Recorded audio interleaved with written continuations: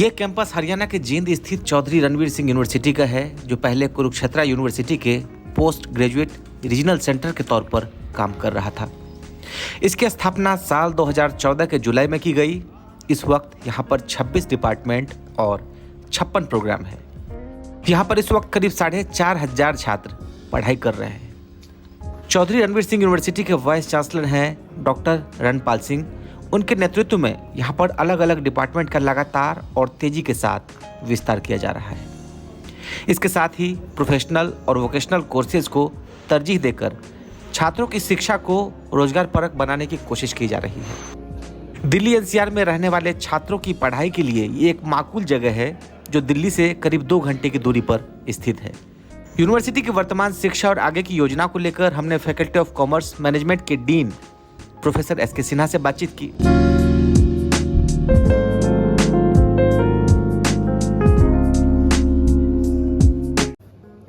ये यूनिवर्सिटी 2014 जुलाई में इसका स्थापना हुआ था। इससे पहले ये 2007 से रीजनल सेंटर के रूप में कार्य कर रहा था कुरुक्षेत्र यूनिवर्सिटी के। जब ये रीजनल सेंटर था तो यहाँ पर 8 प्रोग्राम चलते थे, जैसे MBA, MCA, music, mass communication, इस तरह के कोर्स थे। जब ये यूनिवर्सिटी बनी उसके बाद यहाँ पर 4 कोर्स बजटेड आया, जिसमें कॉमर्स, हिस्ट्री, मैथमेटिक्स और इकोनॉमिक्स, ये 4 डिपार्टमेंट यहाँ आया। फिर इसके बाद यहाँ पर 2 सेल्फ फाइनेंस कोर्स खोला गया, एक ज्योग्राफी और एक योग साइंस। फिर इसके बाद नेक्स्ट फेज में इनके पास 2 डिपार्टमेंट आया, फिजिक्स और केमिस्ट्री का। लेकिन पिछले लास्ट ईयर से जो हमारे वाइस चांसलर हैं डॉक्टर रणपाल सिंह जी, उनके नेतृत्व में यहाँ पर लगभग 26 डिपार्टमेंट है, जिसमें फिर बॉटनी भी है, जूलॉजी भी ऐड किया गया इसमें sociology, public ad, political science, Hindi, इन सारे डिपार्टमेंट को इसमें ऐड किया गया। इसके साथ साथ हमारे यहाँ UTD में 9 undergraduate NEP based programme है, जिसमें BBA है, BCom है, BJMC है, BSc फिजिक्स है, केमिस्ट्री है, मैथ है, और सोशल साइंस में BA इंग्लिश ऑनर्स है, BA साइकोलॉजी है, BA हिस्ट्री है और BA इकोनॉमिक्स है। इस तरह से अंडर ग्रेजुएट कोर्स है। इसके साथ कई हमारे पास वोकेशनल और जो सर्टिफिकेट कोर्स है, इस तरह का कोर्स चलता है, जैसे certificate course in entrepreneurship, certificate course in communication skill, diploma in French, diploma in Spanish, इस तरह से कई कोर्स है। एक कोर्स है हमारे पास जो इंग्लिश डिपार्टमेंट चलाती है, वो है कम्युनिकेशन का, जिसमें हिंदी टू इंग्लिश ट्रांसलेशन का कोर्स है, जिसका गवर्नमेंट में उस एम्प्लॉयबल है, वहाँ उसकी जॉब की रिक्वायरमेंट होता है। इसके साथ मास कम्युनिकेशन ने एक advance certificate course, film making and television production पर एक एडवांस सर्टिफिकेट कोर्स है, जो 3 महीने का पर अगर कोई स्टूडेंट करके जाएगा तो उसको सर्टिफिकेट कोर्स, और फिर अगर 6 मंथ पूरा करता है तो एडवांस सर्टिफिकेट कोर्स का कोर्स मिलेगा। इस तरह से टोटल 26 डिपार्टमेंट और 56 प्रोग्राम है। अभी इसमें कितने स्टूडेंट्स हैं और आगे क्या कुछ एक्सपेंशन है? हाँ, आगे का जो एक्सपेंशन के लिए जो वाइस चांसलर का दिमाग है कि अब वो जाना चाहते हैं फार्मेसी के लाइन में, जिसमें जो फार्मासिस्ट बनता है या फिजियोथेरेपिस्ट बनता है, जो इस तरह के कोर्स के लिए वो चाह रहे हैं। अभी लास्ट ईयर ही हमने BCCI से लॉ का भी लिया है, 5 ईयर इंटीग्रेटेड लॉ और 3 ईयर लॉ, और LLM ये भी हमारे यहाँ चलता है। इस साल से हमने 5 ईयर इंटीग्रेटेड BLLB का कोर्स स्टार्ट किया है और LLB 3 ईयर से स्टार्ट किया है। 2 यूनिट है, 120 का। फिर एनसीआर में स्टूडेंट्स कई बार भटक रहे होते हैं, उनको जानकारी नहीं मिलती है या फिर अच्छे कॉलेज नहीं मिल पाती, यूनिवर्सिटी नहीं मिल पाती। हाँ, हमारे यहाँ जो प्रोग्राम चलता है, इसमें जो कई प्रोग्राम है जो अच्छा चल रहा है, और थोड़ी सी जो कमी है वो है हमारे पास परमानेंट टीचर की कमी है, रेगुलर टीचर का। हम कॉन्ट्रैक्ट टीचर और पार्ट टाइम टीचर के बेसिस पर इसको चला रहे हैं, लेकिन फिर भी हमारे यहाँ एकेडमिक ईयर के लास्ट में जब UGC का एग्जाम होता है नेट JRF का, तो एकेडमिक में भी हम 45 से 50 बच्चे यहाँ क्वालिफाई करते हैं। PhD प्रोग्राम भी हमारे पास है, जैसे मैनेजमेंट में है, जैसे कंप्यूटर साइंस में है, जैसे फिजिक्स में है, इकोनॉमिक्स में है, फिजिकल एजुकेशन में है। ये 5 डिपार्टमेंट में हमारे पास हैं, और 2015 से ये PhD प्रोग्राम है। तो जितने भी PhD के बच्चे निकल रहे हैं हमारे यहाँ से, वो सारे कहीं ना कहीं एडजस्ट हो जा रहे हैं। तो दिल्ली एनसीआर के अधिक से अधिक बच्चे अगर यहाँ पे आए तो वो उनके लिए क्या कुछ फैसिलिटी आपके नजर? हमारे पास हॉस्टल फैसिलिटी है, लेटेस्ट इक्विप्ड हॉस्टल है बॉयज एंड गर्ल्स का, और दोनों में 230 की कैपेसिटी है। और एक गर्ल्स हॉस्टल के लिए अभी जस्ट उसका प्रपोजल पास हुआ है। हमको लगता है नेक्स्ट में आते आते वो भी हॉस्टल तैयार हो जाएगा और उसका हॉस्टल में बच्चे रह सकते हैं। कैंपस आपने देखा, ग्रीन कैंपस है, कोई पॉल्यूशन नहीं है।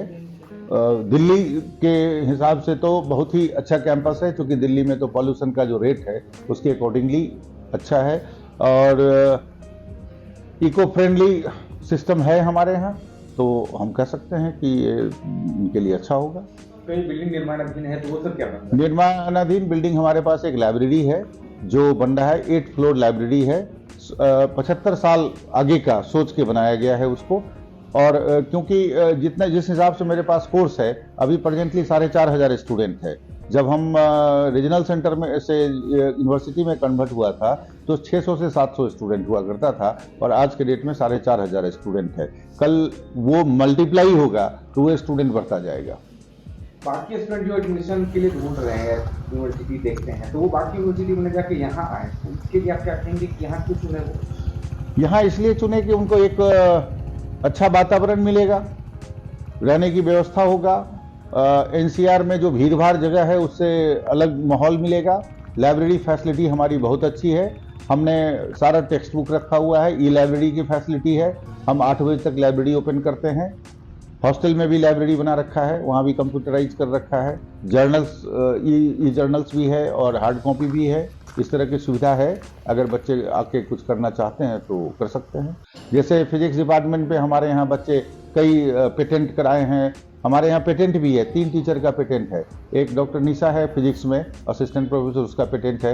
एक डॉक्टर रचना श्रीवास्तव मैनेजमेंट में है, उसका पेटेंट है। और एक डॉक्टर विजय कुमार इकोनॉमिक्स में है, उनका पेटेंट है। तो कहीं ना कहीं जो पुरानी विश्वविद्यालय है, जो पुरानी है, 100 साल 50 साल से है, और हमारा 9 साल हुआ है, उसमें हमने कहीं ना कहीं कामयाबी हासिल की है कि हम पेटेंट में भी, और जर्नल्स भी हमारे रिसर्च स्कॉलर का जो केयर लिस्ट में, स्कॉपस में, इस तरह से एल्सवेयर में ही पेपर हम पब्लिश कराते हैं उनसे।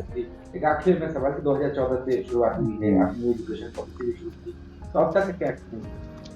अब तक का एक्सपीरियंस में जो एक्सपीरियंस रहा वो ये रहा कि यहाँ पर जो है वो टीचिंग वर्सेस नॉन टीचिंग में जो हमारा एम्प्लॉय जो है वो रेगुलर नहीं है, ये एक समस्या है।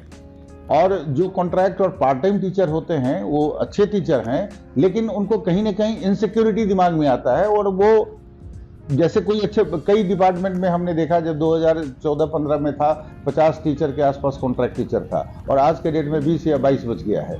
जिनको जहां मौका मिलता है वो निकल जाते हैं, क्योंकि हमारे यहाँ वो अगर उनको परमानेंट मिल जाता तो हो सकता था वो कंटिन्यू कर जाते। सिमिलर केस नॉन टीचिंग में भी है।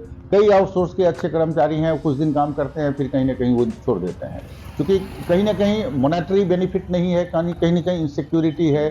उनको लगता है कल को अपॉइंटमेंट रेगुलर होगा, मेरा होगा, नहीं होगा, कई तरह की क्वेश्चन मार्क है। अब जहाँ तक दिल्ली एनसीआर की बात करें तो मैनेजमेंट में हमने ही दिल्ली विश्वविद्यालय में हमारे कई बच्चे लगे हुए हैं, वो दिल्ली बेस्ड ही स्टूडेंट था जो हमारे यहाँ पीएचडी कर रहे हैं। अभी कंटिन्यू कर रही है, रेन्यू है, श्यामा प्रसाद मुखर्जी यूनिवर्सिटी ऑफ दिल्ली के रेगुलर टीचर है, वो हमारे अंडर पीएचडी कर रही है। तो पीएचडी में तो आती है बाहर से, दिल्ली से, एनसीआर से, लेकिन एमबीए और पीजी और अदर में अभी उनकी उतनी नहीं है, क्योंकि नई यूनिवर्सिटी है। बहुत लोग हो सकता है नहीं भी जानते होंगे, वैसे सोशल मीडिया की तरफ से तो इनको प्रचार प्रसार किया जा रहा है। किस तरह से आप लोगों तक या स्टूडेंट अवेयर हो कि ये भी यूनिवर्सिटी है? अवेयर के लिए तो यही है कि सोशल मीडिया के थ्रू हम अवेयरनेस करते हैं, कई तरह का प्रोग्राम ऑर्गेनाइज करते हैं। जैसे आप लोग जैसे व्यक्ति को बुलाते हैं कि कम से कम आप जहाँ भी जाएंगे वहाँ इस तरह की बात बताएंगे वहाँ, तो ये है इसका।